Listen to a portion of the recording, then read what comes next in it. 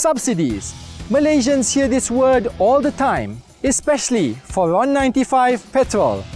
Cheap fuel helps us daily, but it's not really cheap. Someone is paying the difference. Yes, we can maintain subsidies, but without reforms for Malaysia, it is fiscally unsustainable in the long term.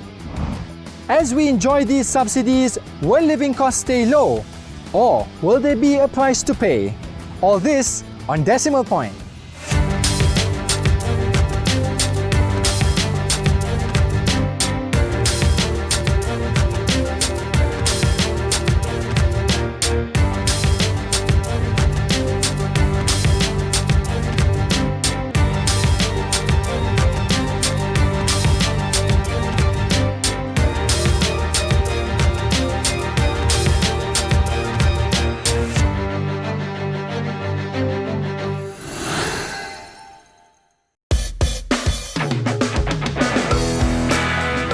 For a long time, Malaysia has provided subsidies for petrol and diesel to keep fuel prices low, though much of it has not been clearly visible to the public.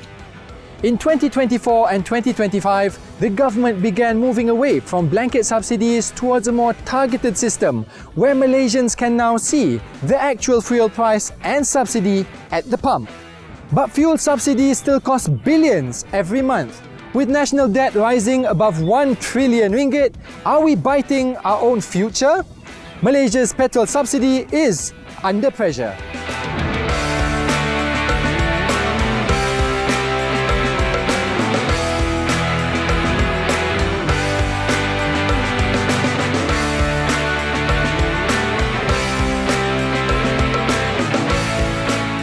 So Dr. Juita, how would you characterize Malaysia's approach to current petrol subsidy rationalisation? I would say that we have evolved quite significantly over the past 10 years. So let me take you to December 2014. This is when the government first removed the blanket fuel subsidies and we were introduced to a managed float system. So again, this was a major structural shift towards market-based pricing. So that would be the first phase. The second phase came in March 2020 when there was a reintroduction of the subsidies. And again, this was meant to support households during the economic uncertainty. And at that time, it was supposed to be temporary. Now we're in the third phase and we're on our way in the targeted rationalization blueprint. So this began in June 2024, where we began with the diesel subsidy reforms. And as of 2025, in September, there was an announcement made for the reforms to take place as well for the RON 95 petrol. So we're on our way. So we do see that from a public policy perspective, there is a clear transition from universal blanket subsidies towards a more targeted mechanism. So this is very much in line with reports and also research by the IMF and also the World Bank, which shows that the universal fuel subsidies can be regressive. Meaning it can only benefit the higher income households disproportionately over time. So where Malaysia is at right now, we're all about improving both efficiency and equity. We need to be on track, and I do hope there's no turning back on this pathway. So Doctor, given Malaysia's fiscal position, our debt and all these kind of factors involved, what should the policymakers really consider when rolling out this rationalised petrol subsidy? So first and foremost, I think the viewers need to understand that the fiscal burden of fuel subsidies in Malaysia is a very significant one, especially when we look at the latest data for the last 2 months. If we look at 2022, the total subsidies at that time reached only about 80 billion ringgit. And even at that time, it was because of higher oil prices. But what is striking is the trend that we are seeing now, this year in 2026. So Malaysia is spending approximately 6 to 7 billion ringgit per month on fuel subsidies. And in April 2026 alone, we're estimated to again spend about 7 billion ringgit just to support our subsidies. So to put that into perspective, subsidy spending used to be about 4 billion ringgit per month. And it can go as low as 700 million ringgit per month before the global energy shocks. Malaysia is recording a fiscal deficit of about 4 to 5% of GDP, but our federal debt to ratio is nearing the 60% statutory limit. And here it implies that our policy space, our fiscal policy space may become increasingly tighter. And this is why there is a need for consolidation measures. So from a public finance point of view, it all goes back to the issue of opportunity cost. So every ringgit that is spent on subsidies is a ringgit that is taken away from funding that can be invested in long-term policies for healthcare, for education, or even infrastructure. And since Malaysia is already entering an aging society status, these long-term priorities need to be focused upon. So the policy trade-off is quite clear. Yes, we can maintain subsidies, but it's only supposed to be in the short term as a short-term relief. But without reforms, I would like to highlight that for Malaysia, it is fiscally unsustainable in the long term if we do continue a blanketed approach to fuel subsidies. When prices are artificially kept low, it can lead to overconsumption, it can lead to wastages, it can lead to inefficient allocation of resources.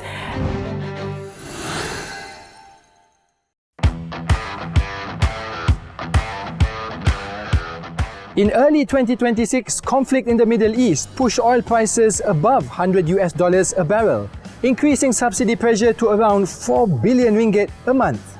The government then reduced the subsidized RON 95 quota from 300 to 200 litres per person per month, where the price remained at RON 1.99 per litre within the allocated quota.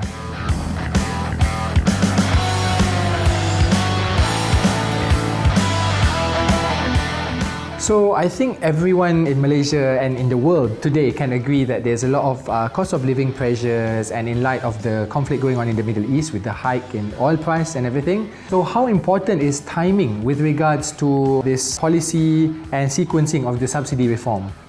Timing is everything. Timing is key.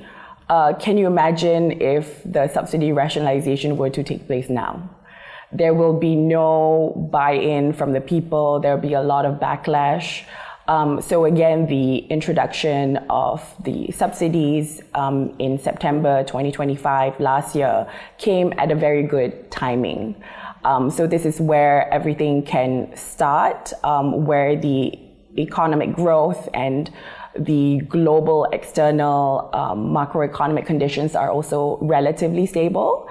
So we did see again in December 2014 where everything began with the subsidy removal, and this was undertaken in a somewhat rapid transition where we shifted from a blanket subsidy to a more market-based pricing mechanism. And now in 2026, reforms are being paced carefully. So it's not just about the timing, but it's about sequencing and the pacing. So we do see that the cap was at 300 litres per user. And now because of the global economic uncertainty, that cap was lowered to 200 litres per consumer per month. So again, that's a temporary measure. These subsidies will not have a positive outcome if you do not complement it with other type of aids, other type of cash transfers. So again, different reports from the IMF, from the World Bank also highlights this linkages. So in the Malaysian context, this current approach is a good stepping stone. It's phased out. But then again, we really need to be thinking about the accompanying support mechanism that goes beyond short-term relief for the vulnerable groups. So Doctor, from a welfare economics perspective, how would you assess the transition from broad-based subsidies to a more targeted subsidy? So clearly the targeted subsidies are more efficient and then the universal ones, and from the perspective of the pockets of the government, it's also lighter from that perspective in terms of fiscal spending. But what I do see as the main challenge is implementation that would need to be improved upon when we further target the subsidies to vulnerable households. So the studies have shown that there can be many different issues, such as identifying the right beneficiaries, to overcoming challenges when it comes to administrative complexities, and of course the risk of excluding the right beneficiaries as well.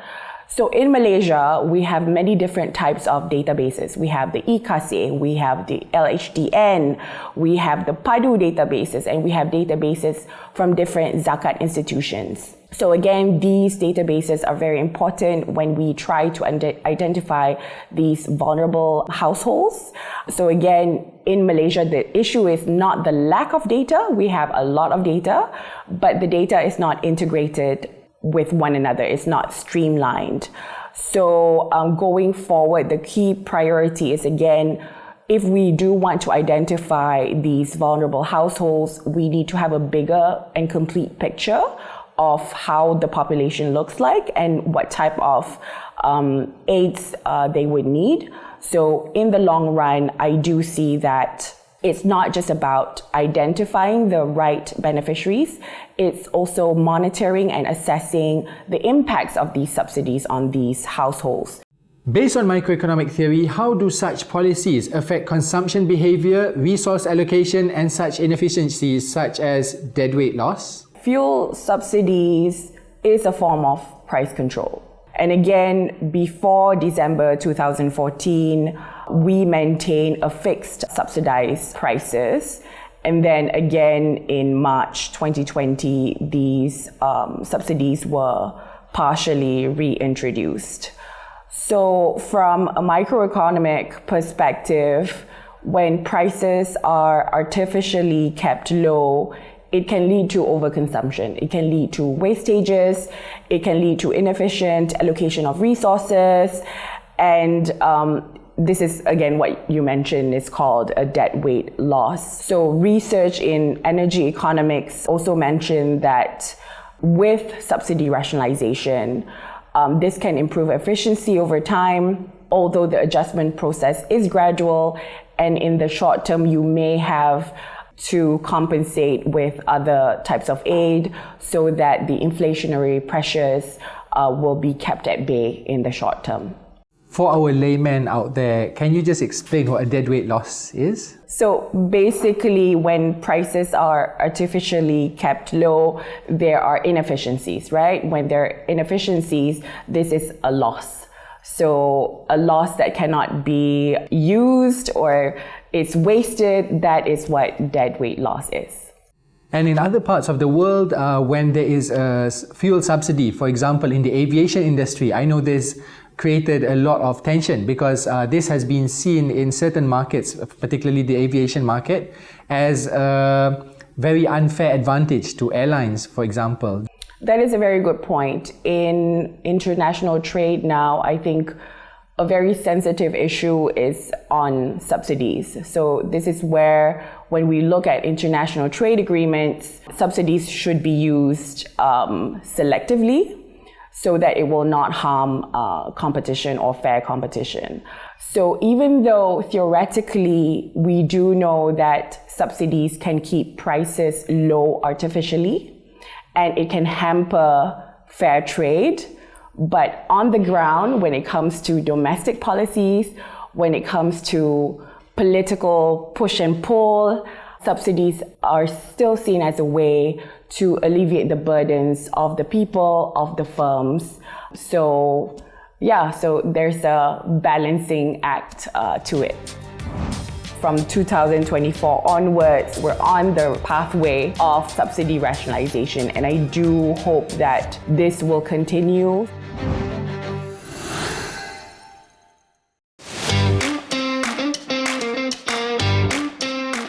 Diesel subsidy reforms is said to have saved around 600 million ringgit a month. At the same time, the government also has to take into account the concerns of different groups between Peninsular Malaysia, Sabah and Sarawak. Can Malaysia sustain this system in the long term?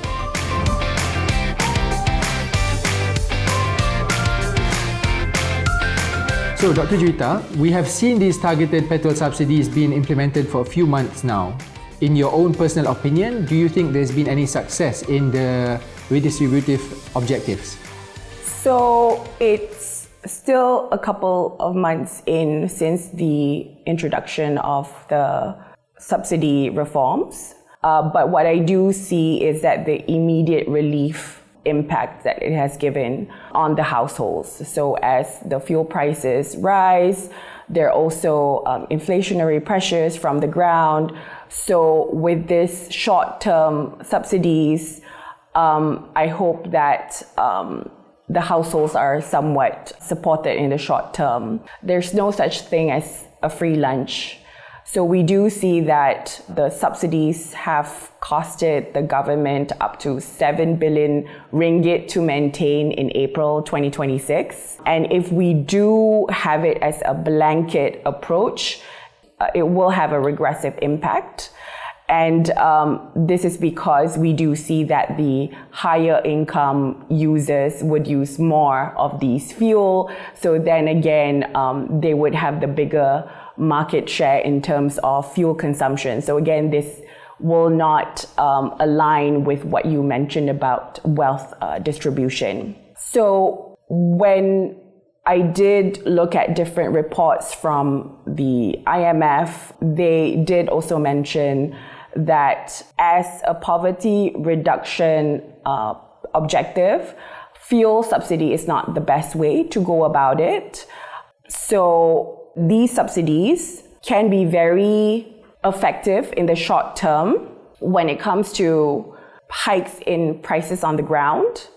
But for further poverty reduction objectives to be achieved, these need to be alongside with introduction or the expansion of different types of cash or non-cash financial aids like the Sumbangan Tunai Rahmah, which was expanded since 2023 throughout 2025 and 2026.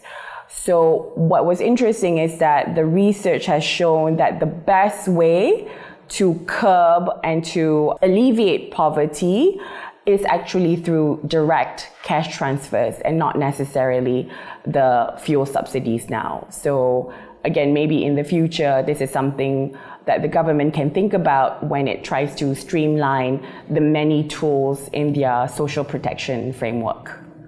So Dr. Juita, can you tell me any countries in the world that have introduced a fuel subsidy in the wake of the war in Iran and how they are doing in comparison to us? So at the regional level, when we look at countries like the Philippines, Vietnam and Thailand, they have implemented a more targeted transport and fuel-related assistance. So this is again targeted for the vulnerable groups and for transport operators only. So it's not a broad-based subsidy mechanism. In countries like Japan and South Korea, where there was never subsidies for fuel, we did see that both of these governments have introduced fuel price stabilization mechanism.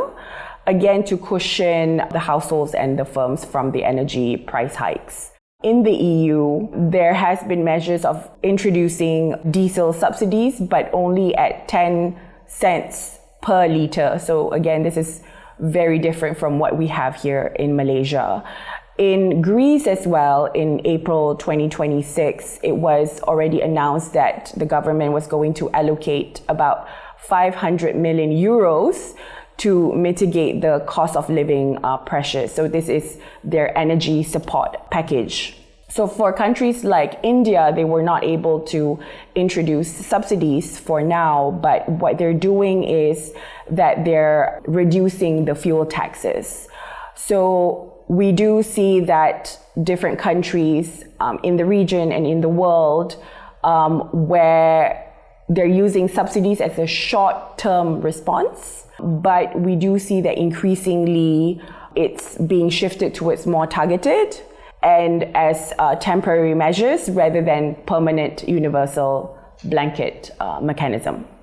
So Doctor, looking towards the long term, what would a sustainable fuel subsidy kind of program look like for Malaysia? So the short answer would be that the subsidy rationalization pathway needs to be continued. This is a good first step. We have seen that over the past 10 years, we've made good progress with the year of 2014 when we had the removal of the fuel subsidies. And then because of COVID in 2020, there was reintroduction of the subsidies that was meant to be temporary. But again, from 2024 onwards, we have seen that we're on the pathway of subsidy rationalization. And I do hope that this will continue so that the targets will be much more narrower and it would be able to identify the vulnerable groups that would be most supported with this type of subsidies. So we already mentioned that as a cost alleviation objective, this form of subsidies on fuel can support households and firms in the short term. But in the long term, if our objective is to alleviate poverty or to eliminate poverty in the long run, then fuel subsidies alone will not be able to help. So alongside the subsidies and the targeted subsidies on vulnerable households, we should also see a continued expansion on cash transfer and non-cash transfers, again, for the very vulnerable groups. In the long run, Malaysia needs to be looking at how it's going to reach the high income status country, what the characteristics are for a high income country. So this would mean there would be more investments on the people, more investments on infrastructure, on healthcare, and on our education system as well. So the more we spend on subsidies, the closer we are to the 60% statutory limit and the tighter the space of fiscal policy we have. So this is again a very dangerous thing because when there is global shocks, negative global shocks, this will again impact how the government can move within that already very tight fiscal space. We are an oil producing country. For most of the Malaysian people, they do feel that they should get access to cheaper oil prices. Again, I don't see us completely not subsidizing fuel prices here in Malaysia, but I do feel that it's going to be in a more targeted approach. What does a fair and sustainable subsidy system look like for Malaysia in the next 5 to 10 years? Or should the focus be on building stronger income and a better standard of living? Join us again as we break down the economic issues you should know on Decimal Point.